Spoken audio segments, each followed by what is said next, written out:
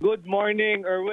Good morning din kay Aljo at sa lahat ng mga nakikinig sa inyo dito. Morning sa po. Abay, welcome news po ito, di po ba, Secretary, para sa mga kababayan natin na may maintenance, lalo na yung mga may diabetes o mataas ang sugar, yung may mga hypertension, high cholesterol, high blood, ay malaki-laki po ito kung less 12% ang mga gamot na bibilhin nila, Secretary. Your thoughts?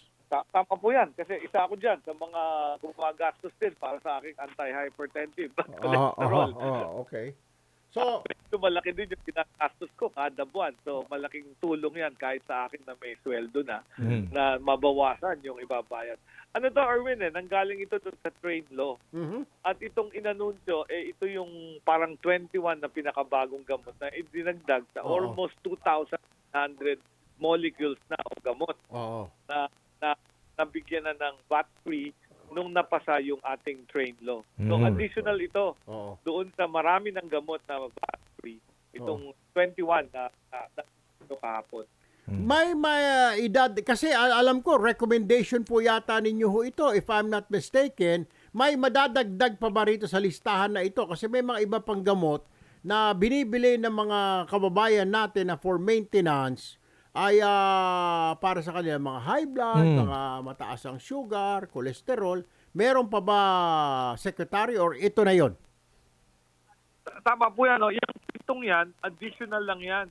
Okay. Yung 21 na nilista kahapon, addition yan, so 2,900 na mga gamot. Ang FDA po natin ang nagre-release nito. Meron na tayong over 2,900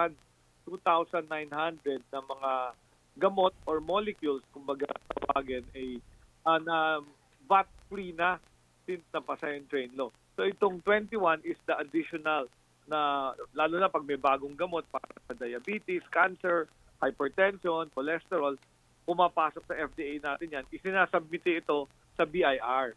Kaya ang BIR naman, ina-anunsyo na ito ay VAT-free na kung ito ang iseta nyo. So ang payo ko, yung ating mga kababayan, siguro may listahan yata kami sa FDA website ng lahat ng mga gamot para pag pumili kayo ng gamot ninyo, alam nyo kung VAT-free siya.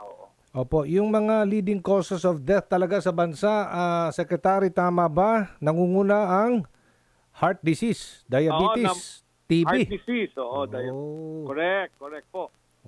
Ang heart disease ang number 1 sa atin at yan, karamihan ng mga pasyente dyan, long-term uncontrolled yung hypertension nila. Pag mataas ang presyon mo, eventually magbabara yung mga ugat sa puso. Yun ang tinatawag na heart attack. Or mag-uubabara din yung ugat sa utak, yun yung brain attack naman tinatawag, o stroke.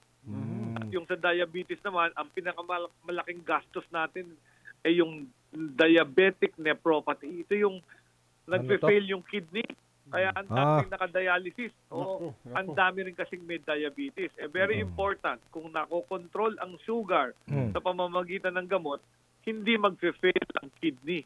At hindi kayo mangangailangan ng dialysis. So, very important yung binaba yung presyo with the VAT exempt, no? Pag VAT exempt mo yung gamot mo para sa diabetes, para hindi ka umabot sa komplikasyon na end-stage renal failure. Ang isa ring magandang solusyon dyan siguro, may papayo ninyo, Secretary. Kung may oras naman mag-exercise, kahit lakad lang naman, 30 minutes a day. Libre naman yan, walang bayad, 30 minutes a day or 1 hour, why don't you do that? Di po ba, Secretary? Tama yan. Para madaling matandaan ng mga tao, tandaan na lang nila yung pangalan ng Secretary, Ted. Tamang pagkain, ehersisyo araw-araw, at disiplina sa katawan, iwasan ng alak, mga sigarilyo, at mga pinagbabawal na gamot. Dapat madali tandaan.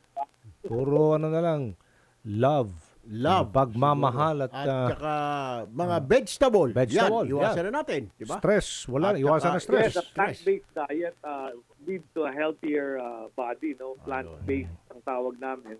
Hindi naman pure vegetarian, pero maganda rin yon yung kahit ating mga seafood diet, kasi nga yung masyado ang cholesterol, yung mga May lechon, cholesterol din. mga steak, mataas ang cholesterol dyan. Ay, nako. So, sabi nga nila, wag na lang tayong kumain. Wag, ah. Daming bawal.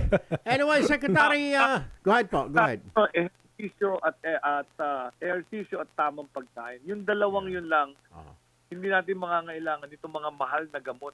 In fact, yan ang objective naming mga doktor. Pag ikaw ay binibigyan ka na ng chronic medication, whether diabetes, cholesterol, or sa high blood, kung nakokontrol mo yung Sugar. pagkain mo ng maaalat, ng matataba at ng matatamis, bababa yung requirement ng gamot. At yung ibang kaibigan ko nga na nagpapagamot, nahihinto nila yung gamot nila dahil Nare-reverse. tumataas yung kanilang sugar. Yes, nare-reverse, nagno-normal. Okay. Right, tama. Exercise talaga. Iba 30 minutes of walking lang every day. Tama. Nagno-normal yung kanilang weight, nawawala yung diabetes or high sugar. And yung blood pressure nagno-normalize. Ayun, sige. All right. Exercise Secretary Ted Herbosa ng Department of Health. Sir, maraming salamat po. Magandang umaga for your time with us this morning. Magandang umaga. Maraming salamat. Thank you po.